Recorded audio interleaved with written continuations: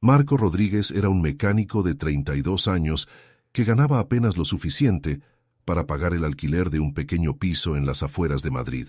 Cada mañana, antes de abrir su modesto taller, se detenía a llevar el desayuno a una mujer indigente que dormía bajo el pórtico de una iglesia abandonada en el barrio de Vallecas, un café con leche caliente, un croissant, algunas palabras amables. Lo hacía desde hacía 8 meses, sin pedir nunca nada a cambio, sin siquiera conocer su nombre.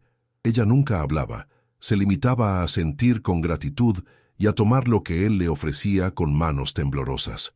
Marco no sabía nada de ella, no sabía de dónde venía ni por qué había terminado en la calle. Solo sabía que nadie merecía ser invisible. Entonces, una mañana de noviembre, 3 oficiales del Ejército del Aire español, en uniforme de gala, se presentaron en la puerta de su taller. Detrás de ellos había 2 coches negros con cristales tintados y una mujer elegante con el pelo canoso que Marco nunca había visto. Dijeron que estaban allí por él, que debía acompañarlos inmediatamente. Y cuando Marco preguntó por qué, la respuesta que recibió le dejó sin aliento. Aquella indigente a la que llevaba el desayuno cada mañana no era quien él pensaba que era. Si estás preparado para esta historia, escribe en los comentarios desde dónde estás viendo este video. Marco Rodríguez tenía 32 años y una vida que muchos habrían considerado mediocre, pero que él aceptaba con la serenidad de quien había aprendido pronto que las cosas no siempre salen como uno desea y que hay que conformarse con lo que la vida te da. Había nacido en un barrio obrero de Vallecas, en el sur de Madrid, hijo de un mecánico de coches y de una mujer de la limpieza, que trabajaban ambos turnos agotadores para juntar el almuerzo con la cena y garantizar a su único hijo un techo sobre la cabeza y un plato caliente en la mesa cada noche. Su padre le había enseñado todo lo que sabía sobre automóviles, transmitiéndole no solo las habilidades técnicas del oficio, sino también una filosofía de vida que Marco llevaría consigo para siempre grabada en el corazón. Le decía siempre que un hombre se mide por cómo trata a los que no pueden darle nada a cambio, que la verdadera riqueza no está en la cartera sino en el corazón, y que quien da la espalda a quien sufre no merece llamarse hombre ni mirar a los ojos a su propio reflejo en el espejo. Aquellas palabras habían quedado grabadas en la mente de Marco como una marca indeleble que el tiempo no podía borrar, especialmente después de que su padre muriera de un infarto a los 54 años, consumido por una vida de trabajo duro y mal pagado, que no le había dejado ni pensión ni ahorros para sus últimos días. Marco había tenido que dejar el instituto a los 17 años para ayudar a su madre, que se había enfermado poco después de la muerte de su marido y que necesitaba cuidados costosos que el sistema sanitario público no cubría completamente. Había trabajado como aprendiz en varios talleres de la ciudad, aprendiendo el oficio con dedicación absoluta y paciencia infinita, hasta que finalmente había conseguido abrir su propio pequeño negocio en un local alquilado en una zona industrial de Villaverde, en el sur de Madrid.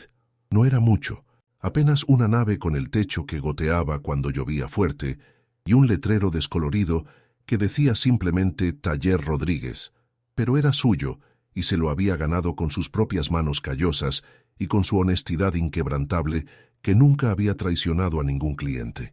Su madre había muerto 3 años antes, dejándolo solo en el mundo sin otros parientes cercanos a los que recurrir. Marco nunca se había casado, no tenía hijos, y las pocas relaciones sentimentales que había tenido habían naufragado contra su incapacidad de poner algo por delante del trabajo y de las personas que había decidido ayudar sin esperar nada a cambio. Vivía en un pequeño piso de alquiler a pocos manzanas del taller, un apartamento diminuto y austero donde dormía pocas horas cada noche antes de empezar de nuevo la rutina del día siguiente. Fue durante uno de esos trayectos matutinos, desde el piso hasta el taller, que Marco vio por primera vez a la mujer indigente que cambiaría su vida para siempre. Era una mañana de marzo, todavía fría a pesar de que el invierno había terminado técnicamente, y ella estaba acurrucada bajo el pórtico de una vieja iglesia abandonada que el ayuntamiento había dejado en el olvido años antes mientras decidía qué hacer con ella. Llevaba capas de ropa sucia y una manta gris que no parecía suficiente para protegerla del frío húmedo de la meseta castellana. Tenía el pelo castaño revuelto, cubriéndole el rostro, y temblaba mientras dormía como un animal herido que busca refugio donde puede encontrarlo. Marco se había detenido a mirarla durante un largo momento, sintiendo algo apretarse en su pecho con una fuerza que no esperaba. Había visto indigentes toda su vida, como cualquiera que viviera en una gran ciudad española, pero había algo en aquella mujer que le golpeó de manera diferente y más profunda. Quizás era la forma en que se abrazaba a sí misma, buscando un calor que no llegaba. Quizás era su vulnerabilidad tan evidente en aquel cuerpo encogido contra la pared de ladrillo del viejo pórtico. O quizás era simplemente que Marco se había acordado de las palabras de su padre y había decidido que no podía dar la espalda y fingir que no había visto nada. Al día siguiente, había vuelto al mismo lugar con un café con leche caliente y un croissant comprados en el bar de debajo de su casa, un gesto sencillo que no le costaba casi nada, pero que significaba todo para alguien que no tenía absolutamente nada en este mundo. Desde aquella primera mañana de marzo, Marco no había faltado ni un solo día a su cita silenciosa con la mujer sin nombre.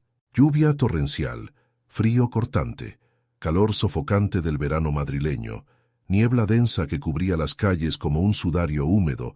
No importaba cuál fuera el tiempo, ni lo cansado que estuviera después de una jornada de trabajo particularmente dura bajo los coches de sus clientes. Él se levantaba siempre 20 minutos antes de lo necesario para tener tiempo de pasar por la iglesia abandonada con el desayuno para la mujer que se había convertido, sin que ninguno de los dos se diera cuenta, en una parte fundamental de su rutina diaria. Al principio, ella había sido desconfiada, comprensiblemente cautelosa, como era natural para alguien que vivía en la calle, y que probablemente había aprendido en su propia piel a no fiarse de nadie. Los primeros días había aceptado la comida sin levantar la mirada del suelo, cogiendo el vaso de café caliente y la bolsa de papel, con el croissant con movimientos rápidos y nerviosos, como si tuviera miedo de que alguien pudiera quitárselos de un momento a otro. Nunca había dicho una palabra. Nunca había mirado a Marco a los ojos, ni siquiera por un instante fugaz. Nunca había mostrado ninguna señal de reconocimiento más allá de un leve gesto con la cabeza, que podía interpretarse como gratitud o simplemente como un reflejo automático de quien ha aprendido a sobrevivir, aceptando lo que le ofrecen sin hacer preguntas incómodas. Pero Marco nunca había esperado nada a cambio de lo que hacía por ella. No lo hacía para recibir agradecimientos verbales, ni para sentirse una buena persona cuando se miraba al espejo por las noches. Lo hacía simplemente porque era lo correcto, punto y final, sin necesidad de más explicaciones ni justificaciones ante nadie. Su padre le había enseñado que la caridad verdadera era la que no buscaba recompensas de ningún tipo, la que se hacía en silencio en la oscuridad del amanecer, sin necesidad de testigos ni de aplausos por parte de nadie que pudiera ver el gesto. Con el paso de las semanas y luego de los meses, algo había empezado a cambiar gradualmente en el comportamiento de la mujer misteriosa del pórtico. Sus movimientos se habían vuelto menos nerviosos cuando escuchaba los pasos de Marco acercarse por la acera, su cuerpo menos tenso y contraído cuando él se agachaba a su lado para dejar el café y el croissant en el escalón de piedra fría. Había empezado a levantar la mirada por un instante fugaz, y Marco había entrevisto por primera vez sus ojos. Eran azules, de un azul intenso y claro como el cielo de Castilla en los días despejados de primavera, un color que parecía completamente fuera de lugar en aquel rostro marcado por la vida de calle y las inclemencias del tiempo, y había en ellos una inteligencia aguda y vigilante que contradecía claramente la imagen de abandono total que el resto de su aspecto descuidado transmitía a cualquiera que la mirara. Marco había notado otros detalles intrigantes que no encajaban en absoluto con la idea estereotipada que la mayoría de la gente tiene de una indigente. Sus manos, aunque sucias y agrietadas por el frío, tenían las uñas cuidadas hasta no hacía mucho tiempo, uñas que claramente habían sido tratadas con regularidad en una vida anterior muy diferente. Su forma de moverse, cuando pensaba que nadie la observaba, tenía una cierta elegancia innata y natural que sugería una educación refinada recibida en ambientes muy distintos a los que se encontraba ahora. Y a veces, cuando creía que Marco ya se había marchado y no podía oírla, murmuraba algo para sí misma en voz baja en un idioma que él no conseguía identificar con certeza, pero que definitivamente no parecía español, quizás alemán o quizás alguna otra lengua del norte de Europa. ¿Quién era realmente esta mujer misteriosa? ¿De dónde venía originalmente? ¿Qué la había llevado a vivir como una indigente bajo un pórtico decrépito en las afueras de Madrid, lejos de todo y de todos? Marco se había hecho estas preguntas muchas veces en las largas noches solitarias en su pequeño piso, pero nunca había buscado activamente respuestas, ni había intentado interrogarla sobre su pasado. Era una mañana de noviembre gris y fría, con esa niebla típica de la meseta castellana que envolvía Madrid como un sudario húmedo y pegajoso. Marco acababa de terminar de entregar el desayuno a la mujer, que aquel día parecía particularmente cansada y enferma, con una tos persistente que le sacudía el cuerpo frágil cada pocos minutos. Él le había dejado también unas medicinas para el resfriado compradas en la farmacia de guardia la noche anterior y le había dicho, como hacía siempre, que si necesitaba algo, podía acercarse al taller que estaba solo a 10 minutos andando desde allí. Ella había asentido como siempre sin hablar, pero aquella mañana había habido algo diferente en su mirada, que Marco no supo interpretar en el momento. Por primera vez en 8 meses, había alargado una mano hacia él y le había rozado el brazo en un gesto que podía interpretarse como gratitud profunda o quizás como una despedida silenciosa. Marco no había dado demasiada importancia a aquel gesto, pensando que era solo un momento de debilidad causado por la fiebre que claramente tenía. Había abierto el taller como cada día a las 8 en punto, empezando a trabajar en un viejo Seat Ibiza que necesitaba una revisión completa del motor.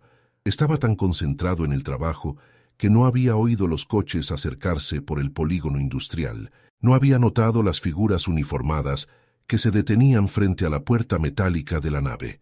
Fue solo cuando una sombra oscureció la luz que entraba por la puerta abierta que Marco levantó la vista del motor y vio a 3 oficiales del Ejército del Aire español en uniforme de gala parados en el umbral, con expresiones serias y solemnes. Tenían las caras tensas, casi graves, y detrás de ellos, Marco podía ver 2 coches negros con los cristales tintados aparcados en el patio del polígono, y una mujer elegante con el pelo canoso que estaba bajando de uno de los vehículos con movimientos pausados y seguros. El primer pensamiento de Marco fue que había hecho algo malo sin saberlo, que estaba metido en algún tipo de problema legal del que no tenía conocimiento. Pero los oficiales no tenían el aire de policías que vienen a detener a alguien por un delito. Tenían el aire de hombres que estaban a punto de comunicar algo importante, algo que iba a cambiar todo para siempre. El oficial más alto, un coronel a juzgar por los galones de su uniforme azul, dio un paso adelante y preguntó si él era Marco Rodríguez, propietario del taller Rodríguez de Villaverde. ¿Te está gustando esta historia? Deja un like y suscríbete al canal. Ahora, continuamos con el vídeo. Marco asintió con la cabeza mientras se limpiaba instintivamente las manos manchadas de grasa en un trapo sucio, sintiendo el corazón latir cada vez más fuerte en el pecho, sin saber exactamente por qué. El coronel dijo que necesitaban que los acompañara inmediatamente, que había alguien que quería conocerlo, alguien muy importante que había esperado mucho tiempo este momento y que no podía esperar ni un minuto más. Marco preguntó de qué se trataba todo aquello, qué estaba pasando, por qué unos militares habían venido a buscarlo a él, un simple mecánico de barrio, en una mañana cualquiera de noviembre. Y fue entonces cuando la mujer del pelo canoso se adelantó con paso firme, y la respuesta que le dio a Marco le dejó completamente sin aliento y sin palabras. La mujer del pelo canoso se presentó como Elena Martínez, directora del Centro Nacional de Inteligencia, el servicio de inteligencia más importante de España, y lo que contó a Marco en las horas siguientes dio la vuelta por completo a todo lo que él pensaba saber sobre la indigente a la que llevaba el desayuno cada mañana desde hacía 8 meses en aquel pórtico decrépito de Vallecas. La mujer que dormía bajo el pórtico de la iglesia abandonada se llamaba Sofía Hoffman, y era la viuda de uno de los hombres más ricos e influyentes de toda Europa. Su marido, Klaus Hoffmann, había sido un industrial alemán de Múnich con un imperio económico que abarcaba desde la aeronáutica hasta la tecnología de defensa más avanzada, con contratos multimillonarios con gobiernos de medio mundo, incluyendo España, Francia, Italia, Reino Unido y Estados Unidos. Cuando Klaus había muerto 3 años antes, en un accidente aéreo en los Alpes suizos, que muchos sospechaban que no había sido en absoluto un accidente, sino un sabotaje perfectamente planificado por profesionales, Sofía se había convertido en la única heredera de una fortuna estimada en más de 8.000 millones de euros en acciones, propiedades inmobiliarias y cuentas bancarias repartidas por todo el mundo. Pero la herencia era también una condena a muerte que pendía sobre su cabeza desde el mismo día del funeral de su marido. Los socios de negocios de Klaus, hombres sin escrúpulos ni moral, que tenían intereses en actividades no exactamente legales, relacionadas con el tráfico ilícito de armas a zonas de conflicto y el blanqueo de dinero procedente del crimen organizado internacional, querían aquella fortuna para ellos mismos a cualquier precio, y estaban dispuestos a hacer lo que fuera necesario para conseguirla. Habían intentado convencer a Sofía de que cediera sus participaciones en las empresas del grupo Hoffmann, primero con las buenas, ofreciéndole sumas millonarias a cambio de su silencio y su cooperación, y luego con amenazas cada vez más explícitas y violentas contra su vida y la de cualquiera que se atreviera a ayudarla o protegerla. Cuando ella se había negado rotundamente a ceder ante el chantaje y había amenazado con revelar a las autoridades internacionales y a la prensa todo lo que sabía sobre las actividades ilegales de los socios de su difunto marido, incluyendo documentos comprometedores que Klaus había guardado como seguro de vida.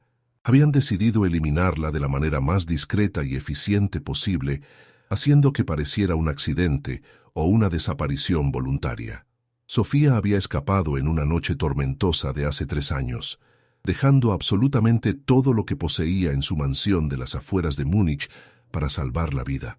Había vivido huyendo como una fugitiva a través de media Europa durante meses interminables, cambiando de identidad constantemente cada pocas semanas, escondiéndose en lugares donde nadie en su sano juicio la buscaría jamás. Había pasado por Austria, Suiza, Francia e Italia antes de terminar en España, eligiendo Madrid porque era una ciudad lo suficientemente grande como para perderse en ella y lo suficientemente alejada de Alemania como para sentirse relativamente segura. Y había elegido vivir como una indigente en las calles porque era el último lugar del mundo donde sus enemigos pensarían en buscar a la viuda del gran Klaus Hoffmann. ¿Quién iba a imaginar siquiera por un momento que una mujer heredera de 8.000 millones de euros, una mujer que había cenado con presidentes y primeros ministros, dormía bajo un pórtico sucio en un barrio obrero de las afueras de la capital española, envuelta en una manta raída y comiendo de la caridad de desconocidos? Durante 3 años interminables había vivido en las sombras más profundas de la sociedad, completamente sola, constantemente aterrorizada, esperando cada día el momento en que sus enemigos la encontraran finalmente, o el día en que alguien viniera por fin a salvarla de aquella pesadilla que no parecía tener fin. Había perdido la esperanza mucho tiempo antes de conocer a Marco. Había dejado de creer que existían todavía personas genuinamente buenas en el mundo, que ayudaran a los demás sin esperar nada a cambio, más que la satisfacción de haber hecho lo correcto. Y entonces había llegado Marco a su vida como un ángel inesperado, enviado por alguna fuerza superior. Un mecánico pobre de barrio que se había parado una mañana fría de marzo a llevarle un simple café con leche y un croissant sin pedir absolutamente nada a cambio, sin hacer preguntas incómodas sobre su pasado, sin esperar gratitud ni reconocimiento de ningún tipo por su bondad cotidiana. Marco fue llevado a una finca vigilada en las afueras de Toledo, donde Sofía Hoffmann lo esperaba en una habitación luminosa, con vistas a los campos de olivos que se extendían hasta el horizonte bajo el sol de noviembre. La mujer que vio frente a él era casi irreconocible comparada con la indigente que había conocido durante 8 largos meses en las calles de Vallecas, Tenía el pelo lavado y peinado con elegancia, llevaba ropa limpia y cara de diseñador, y su rostro, libre de la suciedad de la calle, revelaba una belleza madura que los años de sufrimiento no habían conseguido borrar del todo. Pero los ojos eran los mismos de siempre. Aquellos ojos azules intensos e inteligentes que Marco había entrevisto tantas veces bajo el pórtico de la iglesia abandonada, ahora lo miraban con una emoción que quitaba el aliento y que no necesitaba palabras para ser comprendida. Sofía habló por primera vez con su voz verdadera, no el murmullo ronco de la mujer de la calle, sino una voz culta con un ligero acento alemán que delataba sus orígenes centroeuropeos. Contó a Marco su historia con detalles que él no había escuchado de boca de Elena Martínez, detalles personales que concernían no solo a la huida y al miedo constante, sino también a los momentos de desesperación absoluta en los que había pensado en rendirse, en dejarse morir de frío en una noche de invierno, en lugar de seguir viviendo como un animal acorralado que huye de sus cazadores. Y contó cómo Marco había cambiado todo con sus pequeños gestos cotidianos, cómo su simple gesto diario, aquel café con leche y aquel croissant llevados con una sonrisa genuina y sin segundas intenciones, se habían convertido en lo único que le daba fuerzas para levantarse cada mañana y seguir luchando por sobrevivir un día más. Cómo había empezado a esperar el amanecer no con terror como antes, sino con esperanza, sabiendo que pronto llegaría el único ser humano en todo Madrid que la trataba como una persona digna de respeto y no como un problema social que había que ignorar en la acera. Marco escuchó en silencio todo lo que ella tenía que contarle, sobrepasado por emociones que no sabía cómo gestionar ni expresar con palabras. Nunca había imaginado que sus pequeños gestos pudieran tener un impacto tan grande en la vida de otra persona. Nunca había pensado que él fuera algo más que un mecánico de barrio que intentaba hacer lo correcto cada día, sin esperar aplausos ni reconocimientos. Cuando Sofía terminó de hablar, el silencio se prolongó durante un largo momento, mientras ambos buscaban las palabras adecuadas para expresar lo que sentían en aquel instante irrepetible. Fue Sofía quien rompió el silencio, diciéndole que quería hacer algo por él, para agradecerle todo lo que había hecho, que tenía los medios para cambiarle la vida completamente, para darle todo lo que siempre había deseado, y mucho más. Pero Marco negó lentamente con la cabeza, sin dudarlo ni un segundo. Dijo que no había hecho lo que había hecho esperando una recompensa material, que no quería dinero ni regalos, ni nada que pudiera transformar su bondad en una transacción comercial fría y calculada.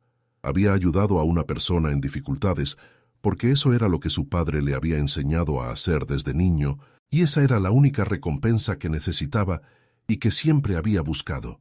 6 meses después de aquel día memorable de noviembre, la vida de Marco Rodríguez había cambiado de maneras que él no había planificado, que no había buscado y que no había intentado evitar cuando comprendió la dirección que estaban tomando los acontecimientos. No había aceptado el dinero de Sofía, eso había quedado absolutamente firme, como una roca inamovible en su conciencia. Pero había aceptado otra cosa, algo que valía mucho más que cualquier cifra astronómica que pudiera escribirse en un cheque bancario. Había aceptado su amistad sincera e incondicional. En los meses siguientes a su encuentro en la finca protegida de Toledo, Marco y Sofía habían continuado viéndose regularmente, a pesar de las dificultades logísticas que esto suponía. Al principio eran encuentros formales y algo rígidos, organizados con extrema discreción debido a las investigaciones internacionales todavía en curso y a las rigurosas medidas de seguridad que rodeaban a Sofía las 24 horas del día. Pero con el paso del tiempo, aquellos encuentros se habían vuelto cada vez más naturales y espontáneos, cada vez más parecidos a los de dos viejos amigos que se reencuentran después de una larga separación forzada. Sofía había descubierto en Marco algo que nunca había encontrado en su mundo anterior de multimillonarios, industriales y hombres de poder. Una genuinidad absoluta y desarmante, una ausencia total de segundas intenciones y cálculos interesados, una bondad profunda e instintiva que no pedía absolutamente nada a cambio, salvo la posibilidad de ser ella misma sin máscaras. Y Marco había descubierto en Sofía una mujer extraordinaria bajo todos los aspectos, inteligente, valiente, dotada de un sentido del humor sorprendente, una mujer que había atravesado literalmente el infierno del miedo y la soledad, sin perder la capacidad de reír de las pequeñas cosas, de esperar un futuro mejor, de creer todavía en el bien a pesar de todo el mal que había visto. El pequeño taller de Marco en el polígono industrial de Villaverde había quedado exactamente igual que antes, con su techo que todavía goteaba cuando llovía fuerte y su letrero descolorido por el sol. Pero ahora, junto al taller Rodríguez, había un nuevo edificio moderno, una fundación creada y financiada por Sofía para ayudar a los indigentes de Madrid a encontrar un lugar seguro donde dormir, una comida caliente cada día, asistencia médica y legal gratuita. Marco era el presidente honorario de la fundación, aunque seguía trabajando como mecánico durante el día. Cada mañana, antes de abrir el taller, Marco pasaba todavía por la vieja iglesia abandonada. Ya no estaba la mujer indigente bajo el pórtico, pero había otros, siempre otros, personas invisibles que la ciudad fingía no ver. Y Marco se detenía, como siempre había hecho, con un café caliente y un croissant, algunas palabras amables y una sonrisa que no pedía nada a cambio. Un año después de aquel día de noviembre, Marco y Sofía se casaron en una ceremonia privada en una pequeña ermita de un pueblo de Toledo con vistas a los campos de olivos. No había fotógrafos, no había periodistas, no había cientos de invitados importantes. Solo estaban ellos dos mirándose a los ojos con amor, algunos amigos íntimos, y la certeza de haber encontrado algo raro y precioso. Esta historia nos enseña que los gestos más pequeños pueden tener consecuencias que no somos capaces de imaginar. Marco no sabía quién era la mujer a la que llevaba el desayuno. No la ayudó esperando una recompensa.